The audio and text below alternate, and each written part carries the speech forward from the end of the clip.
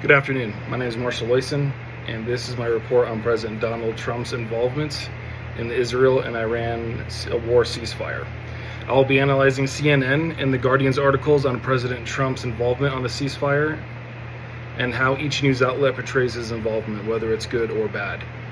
Then I will be reviewing the ceasefire through a sociological lens and focusing on the human impact of the treaty. Israel and Iran are in a war-level conflict that has caused rising tensions with neighboring countries in the Middle East. Israel has accused of Iran of planning an all-out offensive against their civilian population, and Iran has accused Israel of committing genocide in Gaza. Israel has focused on military action against Iran to stop them from obtaining nuclear weapons. Ceasefire was arranged on June 24, 2025 between Iran and Israel that was monitored and mediated by the United States and Qatar. There is some speculation this ceasefire will not last because the Prime Minister of Israel, Ben Netanyahu, a real focus may be ensuring that Iran does not have nuclear capability. All right, so The Guardian and CNN are pushing out a lot of information and articles about the ceasefire, but they both show President Trump and his involvement in a completely different light. Both news outlets focus on the positives of the Israel and Iran war ending and praising the relief efforts made by the U.S. and Qatar. They differ in how they portray the President Trump's involvement. CNN seems to give credit to the president's direct involvement and push to end the crisis, while The Guardian is using this to slander and insult the president.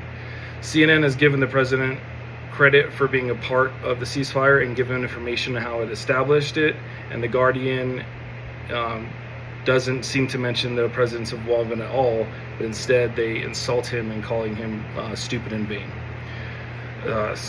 CNN have included information on President Trump's involvement in the crisis by giving facts about the ceasefire, talking with both countries, stopping Israel preemptive missile launch.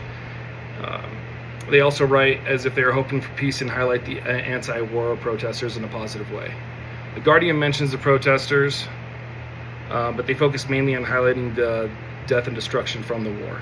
And then they insult President Trump and calling people who trust Israel's prime minister will uphold the ceasefire, they call them naive. In short, CNN is giving facts, and it seems to want to spread the positive effects of the peace treaty, while The Guardian focuses heavily on insulting people and doubting the longevity of the ceasefire. It seems The Guardian is trying to establish a way to inform people of the difficulties of political involvement in foreign affairs and have heavily focused on impact of death and destruction felt by both civilian populations. Name-calling and insulting government officials is not constructive, but they do attempt to establish what those people are going through, as well as inform people of what will happen if the ceasefire fails. So I personally have 18 years of military experience and have seen warfare's effect on human populations. Interpreting these events becomes personal for me because I have personally seen the results of warfare. My background and biased experiences allow me to have a completely different look on this crisis and allows me to understand what The Guardian is really trying to do by highlighting the carnage of the crisis. A ceasefire in any war potentially stops the fighting, which in turn stops the bloodshed and destruction.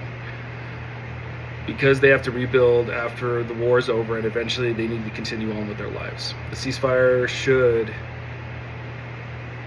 should be important to all countries that are involved in this war, and the President Trump's efforts with Prime Minister is also positive, and it leads to the end of the war on both countries becoming peaceful again.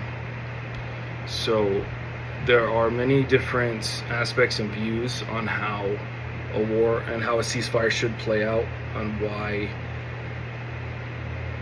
it's been both countries' best interest to stop a war and to follow through with the ceasefire. Anybody's direct involvement who is promoting the benefits of a ceasefire should not be downplayed in any way. President Trump and Qatar have made impactful efforts such as monitoring the war, monitoring the ceasefire, and establishing peace talks with both countries. And President Trump personally has been in contact with Israel's Prime Minister to get him to cancel missile launches that were directed toward the heart of Iran, and that was planned after the ceasefire. So that would have potentially ended the ceasefire. President Trump's and Qatar's view on peace in this region remains the highest priority, and peace should be established in any way possible. Thank you much.